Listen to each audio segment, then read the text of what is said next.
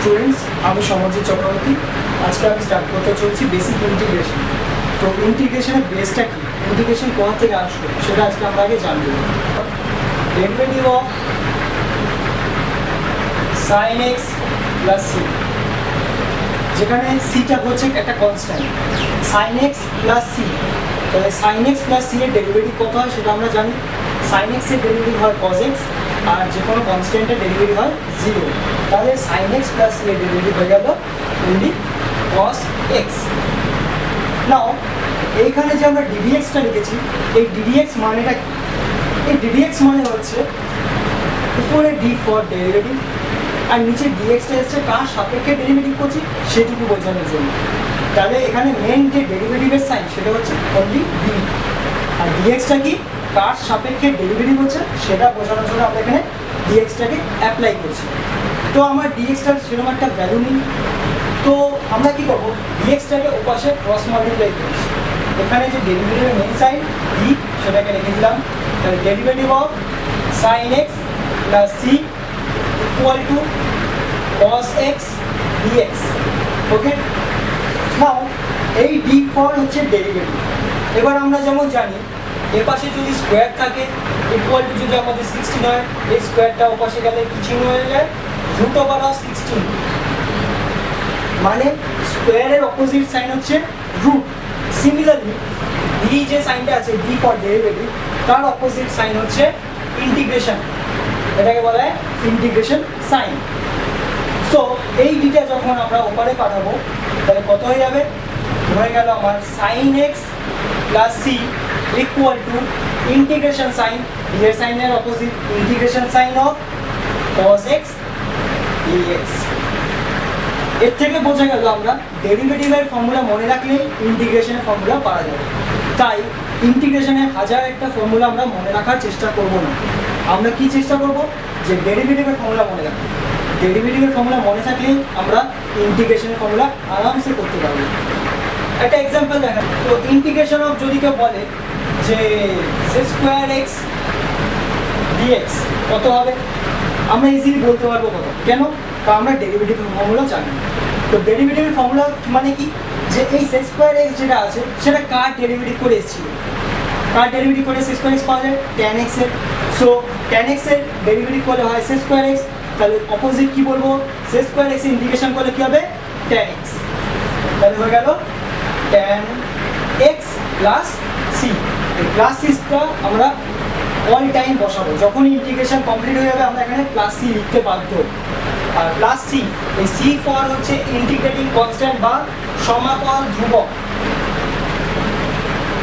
সমাকল ধ্রুবক।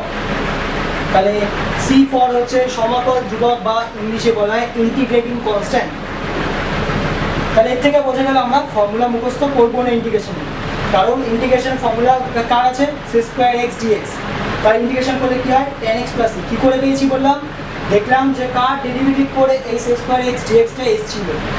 সিমিলারলি আমাদের যদি কেউ জিজ্ঞেস করে যে তাহলে বলো 1/x ডিএক্স কী হবে, তাহলে আমরা বলবো কত হয়, আমরা আগে দেখবো 1/xটা কার ডেরিভেটিভ করে পাওয়া গেছে।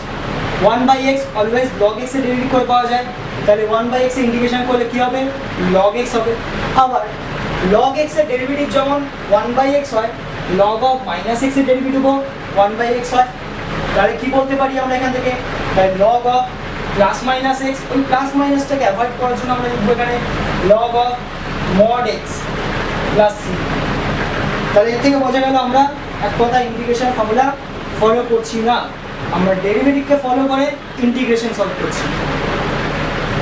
এরপর কতগুলো ফর্মুলা আছে যেগুলো আমরা ফর্মুলাতে খুঁজে পাই, কিন্তু ওটাকে যদি আমরা ফর্মুলা আকারে মনে রাখি তাহলে ইন্টিগ্রেশন করতে আমাদের বহুত ইজি হবে।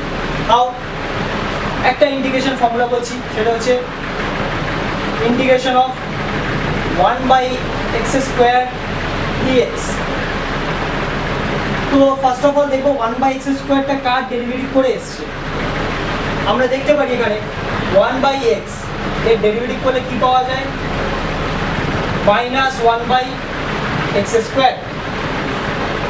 সো 1/x স্কোয়ার ইন্টিগ্রেশন কি হবে, তার মানে আমার 1/x স্কোয়ার, তাহলে আমি মাইনাসটা তাহলে আমার এখানে চলে আসবে, তাহলে হয়ে যাবে মাইনাস 1/x প্লাস সি। এরকমভাবে আমরা ফর্মুলাগুলোকে চিন্তা করতে পারি যে আমরা কখনো ইন্টিগ্রেশন ফর্মুলা কিন্তু সহজে ফলো করছি না, আমরা ডেরিভেটিভকে দেখে ইন্টিগ্রেশনকে আনতে পারছি। বেসিক ইন্টিগ্রেশনের একটা ইম্পর্টেন্ট প্রবলেম দেখা, integration of cos square x dx, very important basic integration এটা, কারণ এইটা ইন্টিগ্রেশন সলভ করলে আমরা অনেক বড় বড় প্রবলেমও সলভ করতে পারবো। এই ইন্টিগ্রেশনটা সলভ করবো কী করে? সো আমাদের কতগুলো হিন্টস মনে রাখতে হবে। কি করে? যে cos স্কোয়ার এক্স, কজের পাওয়ারের 2, তো cos স্কোয়ার এক্স বা সাইন স্কোয়ার এক্স যদি আমার থাকে ইন্টিগ্রেশনের মধ্যে, মানে cos square or sine square এই দুটোই যদি থাকে, তাহলে তার পাশে আমার একটা 2 আনতে হবে। তাহলে এই পাশে যদি একটা 2 আনতে হয়, ব্যালেন্সের জন্য ইন্টিগ্রেশন বাইরে কত আনতে হবে? Half, obviously. তাহলে আমরা কি করব? বাইরে একটা হাফ নেব, ইন্টিগ্রেশনের মধ্যে কি লিখব? 2 cos স্কোয়ার এক্স ডিএক্স। নাও 2 cos স্কোয়ার এক্স, এটা আমাদের গুণিতক কোণের একটা ফর্মুলা আছে। কি formula? Half into integration of 2 cos square x এর ফর্মুলা কত? 1 প্লাস cos 2x। তাহলে 2 cos স্কোয়ার এক্স এর পজিশনে আমি লিখলাম 1 প্লাস cos 2x। তাহলে এবার এটা ইন্টিগ্রেশন সলভ করা যেতে পারে। তাহলে হাফ, ফার্স্টে কে আছে? 1 এর ইন্টিগ্রেশন কত হয়? সো 1টা কার ডেরিভেটিভ করে পাওয়া গেছিল? ডেরিভেটিভ আমরা শিখেছি x এর ডেরিভেটিভ করলে 1 হয়, তাহলে অবভিয়াসলি 1 এর ইন্টিগ্রেশন করলে কি হবে? x হবে। নাও cos 2x কার ডেরিভেটিভ করে পাওয়া যায়? sin 2x এর, তাহলে sin 2x এর ডেরিভেটিভ করে পাওয়া যায় cos 2x। সিমিলারলি কেমন cos 2x পাওয়া যায়? আমরা ডেরিভেটিভে চেক করেছিলাম ddx অফ sin 2x কত ছিল? 2 cos 2x। Right now cos 2x এর যখন ইন্টিগ্রেশন চাইছে, তাহলে 2টা কোথায় যাবে? আমাদের উপরে যাবে গিয়ে, তো 2 উপরে গেলে কি হয়? হাফ হয়। তাহলে কত হয়ে যাবে? sin 2x into half, that means sin 2x by 2। তাহলে কত হয়ে গেল? 1/2 x plus sin 2x by 2। Obviously integration complete হয়ে গেলে প্লাস c দেবো। আর c মানে কি লিখবো? ইন্টিগ্রেটিং কনস্ট্যান্ট অর সমাকল ধ্রুবক। ইন্টিগ্রেশন সেকেন্ড প্রবলেমে যখন আমরা যাব, এবার আমরা দেখতে পাচ্ছি integration of 1/1 plus sin x dx। এটা একটা ইম্পর্টেন্ট প্রবলেম। সো এই প্রবলেমটা আমরা কীভাবে সলভ করব? এরকম টাইপের আমাদের 4টে প্রবলেম আসতে পারে। কী কী? 1/1 প্লাস sin x থাকতে পারে, 1/1 মাইনাস sin x থাকতে পারে, 1/1 প্লাস cos x হতে পারে, or 1/1 মাইনাস cos x হতে পারে।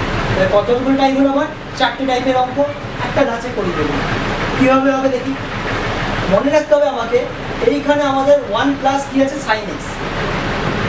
এখানে আমাদের 1 প্লাসের পর, মানে 1 এর পর আমার যে সাইন থাকবে তার অপোজিট সাইন দিয়ে আমরা উপর নিচে মাল্টিপ্লাই করব। লাইক কোঅর্ডিনেশন, যেমন আমরা ছোটবেলায় শিখেছি কোঅর্ডিনেশনে কি করি? আমরা অপোজিট সাইন দিয়ে উপর নিচে মাল্টিপ্লাই করি। সিমিলারলি এখানে আমরা উপর নিচে এর অপোজিট সাইন দিয়ে মাল্টিপ্লাই করি। তাহলে কত হয়? Integration of 1 plus sine x আছে, তাহলে কি দিয়ে মাল্টিপ্লাই করবো? উপর নিচে 1 মাইনাস সাইন এক্স। তাহলে উপরে গেল 1 মাইনাস সাইন এক্স, নিচে কত হবে? 1 plus sine x into 1 minus sine x dx. তাহলে আমাদের দেখতে পাচ্ছি নিচে একটা ফর্মুলা করছে। কি formula? 1 plus sine x into 1 minus sine x, that means 1 minus sine square x.